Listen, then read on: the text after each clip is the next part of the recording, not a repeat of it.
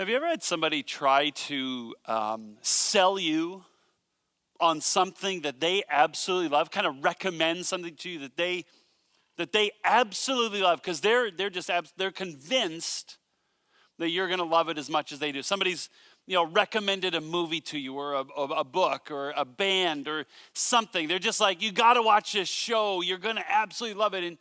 And you watch the show and you're kind of like, and they absolutely can't believe it.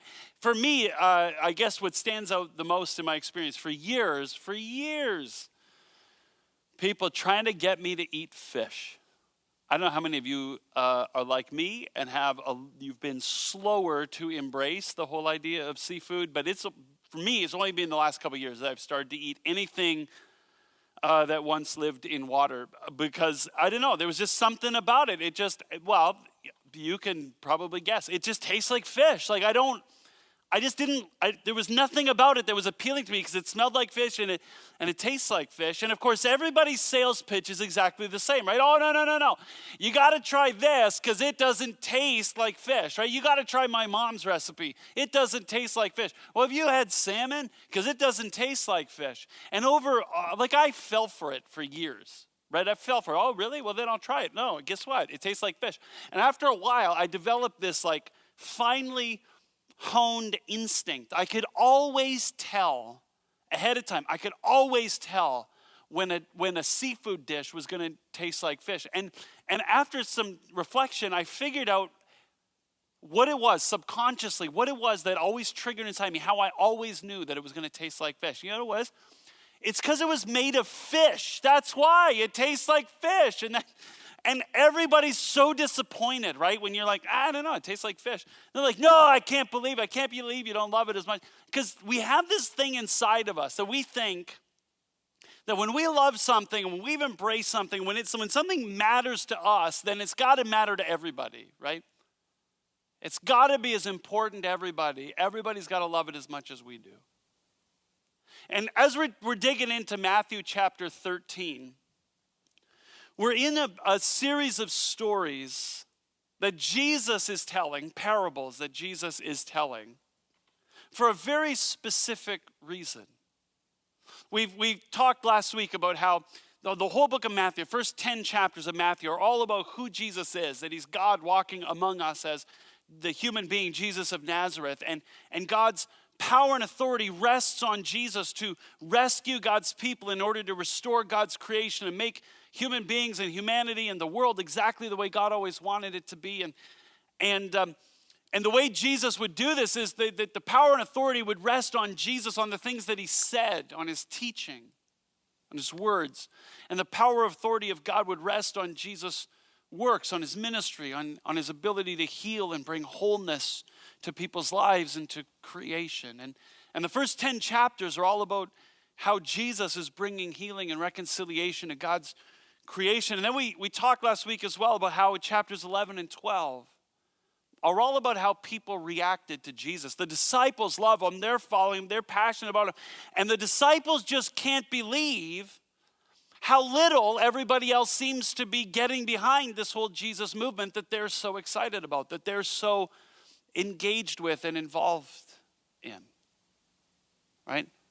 People are disappointed in the kind of Messiah Jesus is. They're skeptical and they're cynical of Jesus. They're spiritually arrogant. They accuse Jesus of not being religious enough, and they accuse Jesus of being in league with the devil, and they demand a sign so that he could prove, who he is. And in all sorts of ways, people are falling short of the disciples' expectation of once Jesus is teaching and doing what Jesus does, of course, people are just going to buy into this whole thing. They're just going to want to follow Jesus, and they can't believe that other people don't love Jesus as much as they do. And the question kind of hangs out there. Why is it that other people aren't responding to Jesus like we did? And we turn to Matthew chapter 13.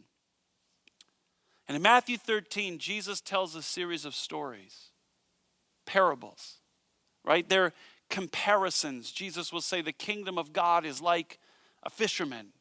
And the whole point of the story is that if you can follow what Jesus is saying about fishermen and you can unfold kind of the spiritual truth contained inside, you can learn something about what the kingdom of God is like, about what the world is like when God is allowed to be in charge.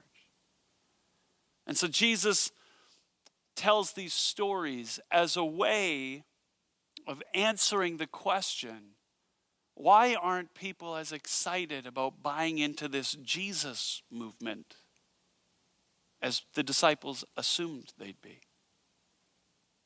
And he begins by telling a story that begins in Matthew chapter 13, starting in verse 3, where it says this: "Then he told them many things in parables, saying, a farmer went out to sow his seed.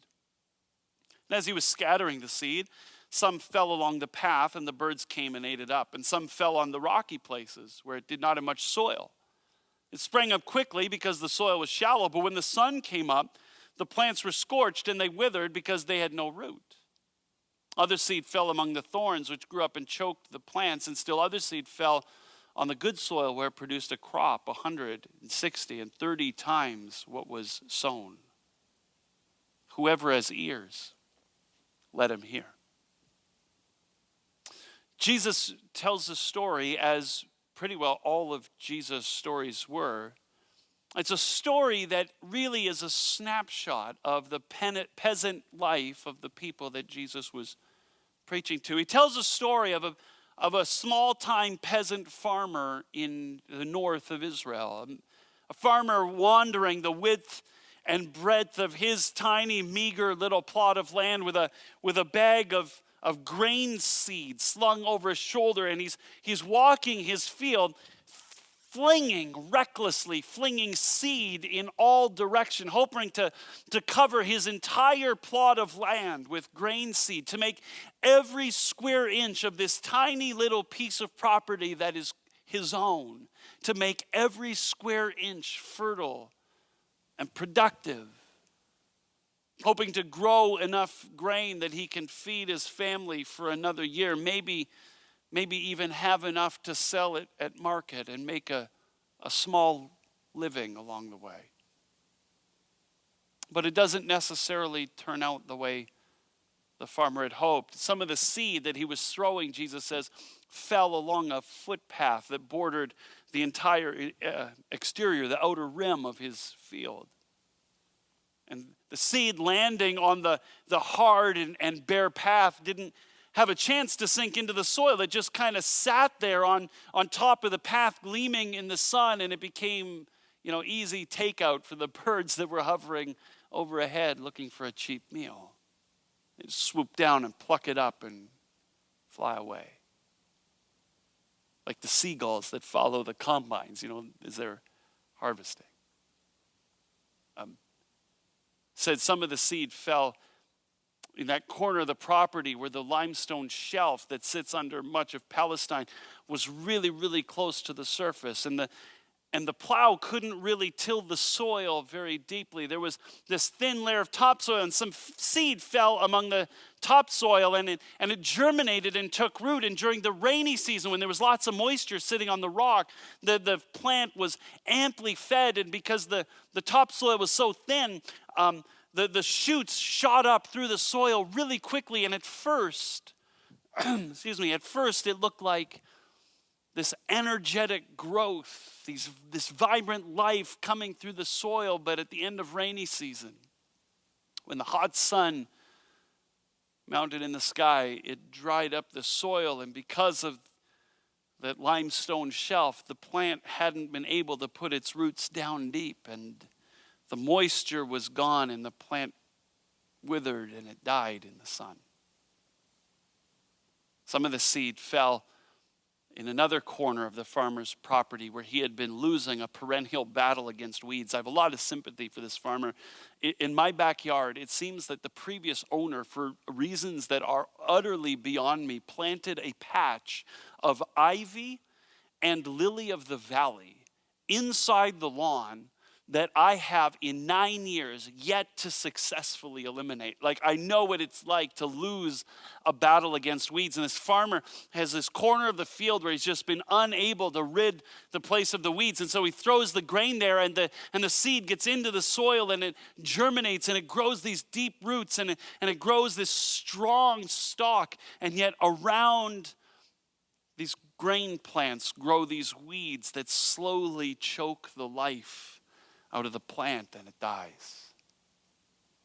But Jesus says there was another part of the field where the soil was rich and dark, filled with nutrients and retaining moisture, and the seed that fell there germinated. It went into the soil, unlike the seed on the path. And it sent its roots down deep, unlike the soil in the rocks. And it grew up unencumbered by weeds, like the seed in the other corner. And it produced a crop that multiplied the fruitfulness by 30, 60, even 100 times. Now, to give you some context, a crop of yield of 4-1 or 5-1 seems pretty normal in Palestine at that time. This is a bumper crop. This is more than that. It's a miraculous crop. God did something remarkable with the seed that fell in the good soil. And Jesus says, whoever has ears, let them hear. The story contained within it is the secret for why it is that some people haven't responded to the message of Jesus the way the disciples assumed that people would. He says down in verse 18, he says, listen to what the parable of the sower means. He says, when everyone hears the message about the kingdom and does not understand it, the evil one comes and snatches away what was sown in their heart. This is the seed sown along the path. Jesus says there are some people who hear the message and they don't understand it. Not because they're idiots. We talked about this last week, right? Chapter 13, verse 50, the quote from Isaiah. There are people who have eyes to see, but they don't perceive. They have ears to hear, but they don't comprehend. And the reason they don't understand is not that they're dumb. It's that their heart has grown calloused and hard and closed to the message of Jesus. And Jesus says there are some people whose hearts are like that hard path in the field. The seed lands on top, but because the path is hard and packed and has been trampled down, the seed has no way to penetrate in, and the birds just steal it away. And Jesus says in exactly the same way, there are just some people whose hearts are hard. And they're closed to the message of the kingdom, and there's just no way for the message to get in and begin to germinate in their life. I find the metaphor of the path an interesting one because paths can either be an act of the will. They can either be constructed or just happen organically, right? A pathway, the Greek word is actually road. Roads don't happen by accident. Sidewalks do not happen by accident. Sidewalks are an act of the will. Sidewalks are intentionally and deliberately constructed.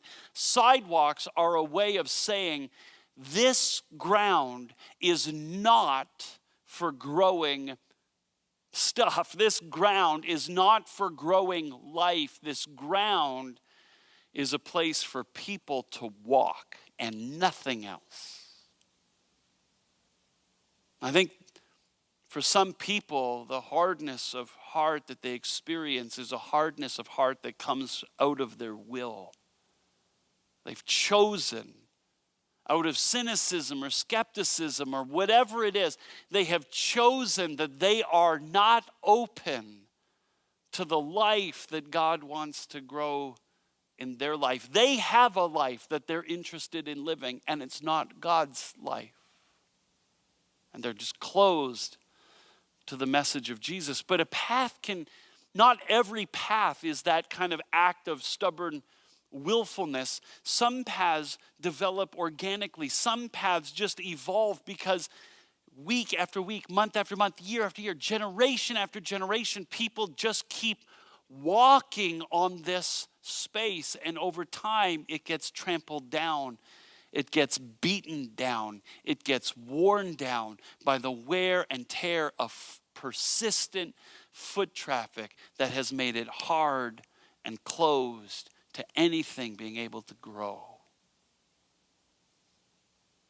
I wonder how many people here this morning find their hearts are hard, not out of an act of willfulness on your part, but just as the result of the way in which you have been trampled on by the people in your life or by life itself.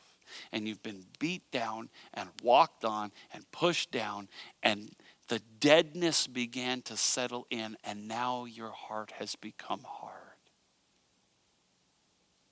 Jesus says a heart in that kind of condition is not the kind of heart that can experience the life that God wants to grow in each one of us. He goes on, verse 20, he says, the seed falling on rocky ground refers to someone who hears the word and at once receives it with joy, but since they have no root, they last only a short time. When trouble or persecution comes because of the word, they quickly fall away. Jesus says there are other people whose hearts aren't hard like that, but their hearts have another issue. They are kind of like the seed that falls among the stony soil. At first, when you look at their life, they hear the message of Jesus and they kind of immediately respond with this joy-filled exuberance, the growth from the outside. It appears like the growth comes immediately and quickly, and people get so excited about the way that faith has taken root in their life and they're beginning to grow, but the growth is not ever something that actually is able to reach maturity. The roots, it turns out, are shallow. They don't go down deep. They don't draw moisture from the deep places. The plant doesn't get nourished, and so it lacks the strength and the structure to continue to grow because its roots are too shallow. There are people who are excited about Jesus, but who have just decided to not take it that seriously. To not go too deep with, thinking about faith or talking about faith or engaging in faith or asking questions of faith or having conversations of faith. They're just not that energetic about, going deep in the way that they engage in the passion and devotion of faith. They'll go to church or life group, unless something else comes up. They're not that, they've just decided that they're not going to go that deep in engaging in the life of faith, in the sacrificial generosity of faith, in the loving of those that God has put in your life, or the volunteering or the serving of those who are poor and outside. There's faith to them is more like a hobby. It's something light and fun to do when you have time.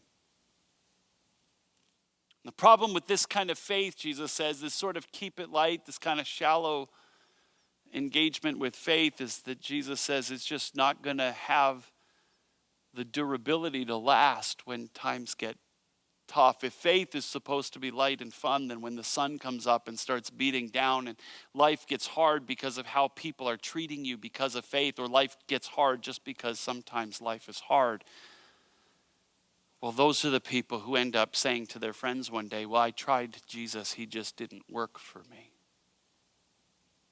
And the truth is that maybe what is more true is that it's kind of like G.K. Chesterton had once said, it's not that the Christian ideal has been tried and found lacking, it's that it's been found difficult and not tried.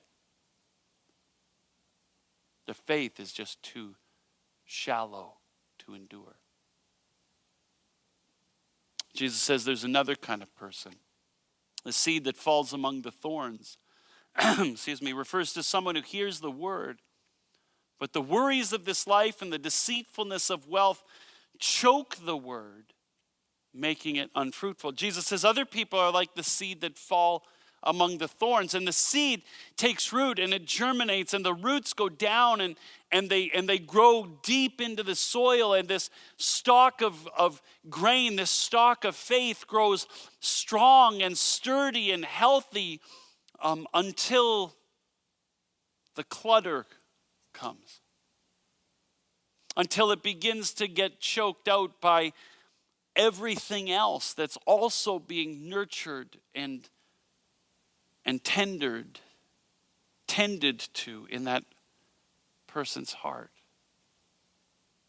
If the seed among the rocks is a seed whose challenge is shallowness, the seed that falls among the thorns, the challenge is clutter, distraction.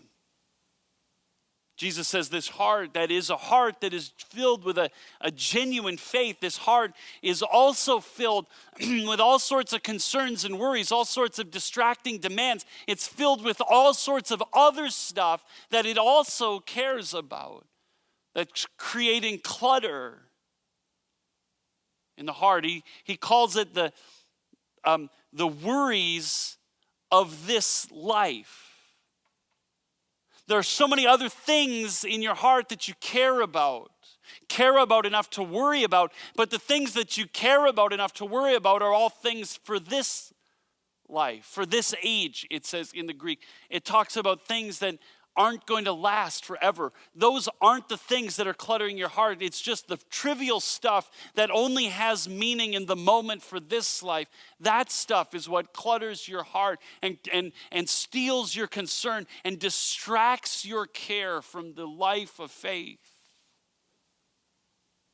You care about your faith, about your love and passion and devotion to God. You care about your relationships with people, loving those around you as much as you love yourself. You care about sacrificially and generously loving the poor and the outsiders. You want to be a part of creating works of beauty that bring healing to a person's soul and inspiration to their spirit.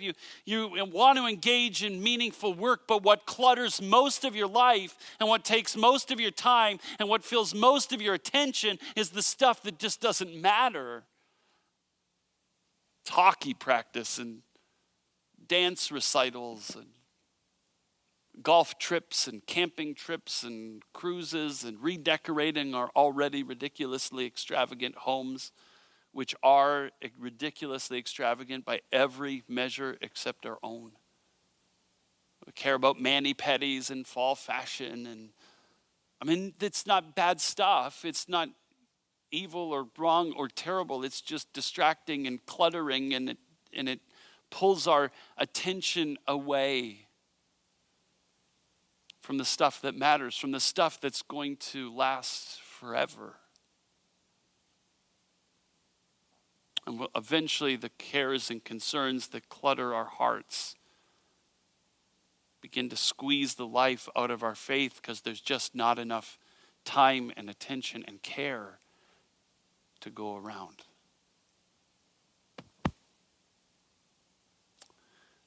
But Jesus says there's one more kind of soil. It says that the seed falling on the good soil refers to somebody who hears the word and understands it. Remember, understanding is linked to the condition of a person's heart. Jesus says the seed that falls on the good soil is the message when it lands on a heart that is soft and tender and open and receptive, that is faith-filled and hope-filled and oriented to Jesus in a posture of anticipation and hope that something will be received that is going to breathe life into my soul. And Jesus goes on to say, that's the one who produces the crop yielding 100 or 60 or 30 times what was sown. Jesus says it's in that kind of heart that the message sinks in, unlike the hard heart, and drives its roots down deep, unlike the stony heart, and that grows with the freedom to flourish, unlike the thorny, cluttered heart. And he says, and it's in that kind of heart that the multiplication begins to happen, the multiplication of faith, where this tiny seed, the good news about Jesus, all of a sudden begins to flourish and grow and multiply in a person's life, and their character begins to magnify the character of Jesus, and they begin to radiate Jesus to everybody who encounters them, and they begin to flourish as this towering figure of faith. And it's not just flowing in them, it's flowing through them. Remember, we said last week that the treasures of spiritual insight that the parables revealed are not just for you, they're for you to share. And this is a life that multiplies faith in other people, where the seed becomes the sower. And now other lives are demonstrating the life of faith that God is looking to grow in people's hearts. And And the multiplication happens as the person expands the breadth of their influence for the sake of Christ. And the question is, how do the other kinds of heart become that kind of heart? And I'd have 3 suggestions, one for each of the different kinds of soil. Or maybe you're here this morning and as we talk about hearts being hard and closed, you recognize in your spirit that we're talking about your heart. Hard as the path which the seed of the gospel can't penetrate. And the antidote to the hardness of heart, quite frankly, is brokenness. That soil needs to be tilled and broken and turned over to make space for the life and the breath and the moisture and the seed. And there are some here this morning whose hearts are hard because of the way you've been trampled on by other people, the way you've been trampled on by life. And for you, I wonder whether the brokenness begins to come in the courageous act of being vulnerable with a trusted friend and telling them exactly how much you're hurting right now. Or maybe it comes even with the gentle touch of a counselor who can guide the plow and begin to break up the hardness and bring healing to your soul. Maybe your hardness is more out of skepticism and cynicism because of your engagement with Christians and the church. It's the church that's made you hard to the gospel, to Jesus. Maybe for you the brokenness begins to come just by returning back to Jesus, just reading the Gospels and letting your heart drink in this picture of what Jesus is like, or finding 1 or 2 people who follow Jesus who actually radiate the person and life and character of Jesus to you. And the brokenness begins by exposing yourself to them. Maybe you're here and the brokenness is just an act of rebellion. You are going to live the way you are going to live, and you don't care about the destruction that that's going to bring to your life and the life of the people that you love. Then I just pray for you that the brokenness comes before you are broken by hitting rock bottom. But if it's hardness that is the problem, then brokenness is the solution. But maybe you're here this morning, and as we talked about the seed that fell among the rocky soil and the heart that is shallow in faith, maybe you recognized yourself in that picture. And where the challenge is shallowness, the solution is depth. That for you, the change begins to come the minute you commit to going deep in your faith, to loving God with all of your mind and being willing to think and explore and read, to try and come to terms with what it is that you actually believe and why you believe it, and to not shy away from the hard questions, but press in and try and understand this life of faith that God has called you to. Or maybe it's about going deep by loving God with all of your heart, about nurturing this passion and devotion to God, to stop treating faith like a hobby that's fun and light and something you'll do when you've got the time, but by committing yourself to loving God with all that you have and all that you are. Or maybe it's a faith that comes by loving God with all of your strength and all of your life. It's about going deeper than the consumeristic faith of what can God do for me, and picking up your cross and following Jesus and dying to yourself and living a life of sacrificial generosity where the love of God is able to flow through you and into the lives of people who are poor or lost or outside or whatever, but who are beyond the circles of God's love. If the issue is shallowness, the solution is depth. Or maybe for you, when we were talking about the thorns and the cluttered heart that can choke out a life of faith, if that's you, the solution is simplicity. taking a good long look in the mirror and asking yourself, what is the clutter in my heart that is distracting me, that's stealing my time and attention, my care and my concern? What are the things in my heart that are dominating my life, that are crowding out my faith and making it impossible for me to live a life of being passionately devoted to loving God with all that I am and all that I have, and passionately devoted to loving everybody else as much as I love myself, including the poor and the excluded? What are the things that are cluttering my heart? What are the things that I have come to care about more than I care about my life of faith, even though I know at the end of the day those things are trivial? What are the things that have come to dominate my mind, to fill me with anxiety and worry, the things that capture all of my concern and my care and my attention and my focus in a way that crowds out the opportunity for faith? What are the things that have begun to clutter my calendar, that fill the spaces, that make it impossible for me to make time for God and for people and for relationships and for art and beauty and work that's meaningful and the stuff that lasts for eternity? If the problem is clutter, the antidote is grabbing the weed at the bottom and pulling it out by the root. What needs to be pulled out of your life? What needs to be pulled out of your heart in order to make space, in order to bust up the soil, in order to give your faith room to breathe and to grow?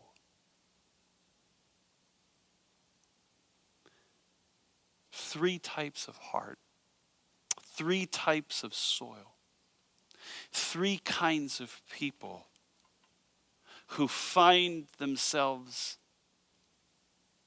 not responding to Jesus the way even you would want to respond to Jesus. The question for you, for each of us, for me, is what kind of soil